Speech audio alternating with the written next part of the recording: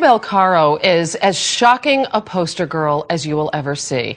Last month, the anorexic woman who weighs less than 70 pounds appeared on billboards in Milan, the fashion center of Italy.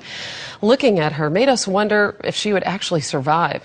CBS News correspondent Sheila McVicker went to Paris to learn more about her. You remember the picture, the shocking, haunting gaze of an anorexic. Hard to look at, hard to look away from. It was part of an Italian attempt to raise awareness of the disease in the fashion industry. Isabel Caro was the model. She told us she has no regrets. She posed for the campaign. I've been anorexic since I was 13. I said if I can put my years of suffering to use, then it would not have been pointless. I hope the message got through. I know there has been a lot of criticism because it's a shocking photo, and I wanted to shock. It's really a warning that this is a serious illness. But it's too painful now for Isabel to see that picture. I say to myself, that's horrible, horrible. Are you worried that young girls suffering from anorexia might see that picture of you and think, I have to lose more, I have to lose more. Look at how beautiful she is like that. I must lose more. I don't think so. I hope not. To see my tailbone like an open wound, I show myself as I am. I'm not beautiful, my hair is ruined, and I know I will never have long hair again. I've lost several teeth, my skin is dry, my breasts have fallen. No young girl wants to look like a skeleton. It's horrible. It's ugliness. You couldn't believe anyone would want to look like that. I don't think there is any question about it. At 5 feet and now 66 pounds, 25-year-old Isabel has a body mass index under 14. The lowest healthy adult BMI is 18.5. She has weighed even less. Her anorexia the result of a dreadful childhood. This is when I was 55 pounds. It's actually very painful to look at these photos again. When did you realize that this disease, this illness, could kill you? It was when I went into a coma about a year and a half ago, and really up to then I didn't realize. I saw death coming for me. I saw what all those people describe when they survive an accident, when they really come close to dying. At that stage I freaked out. I was so afraid that I took hold of myself, and I said I have to do something, because I won't have a second chance. I really wanted to live. I really wanted to fight.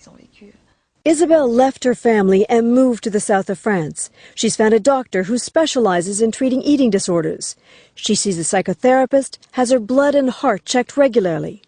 And slowly, slowly, she has begun to eat. How difficult was it to literally begin to eat again? My stomach rejected everything, so it was very, very hard. I had to get used to eating again, little bites and lots of liquids. Isabel says she loves Japanese food. I'll have the seaweed salad, and definitely the miso soup, because it's got lots of salt in it. And for lunch, ordered soup and seaweed and a plate of sashimi, that's raw sliced fish.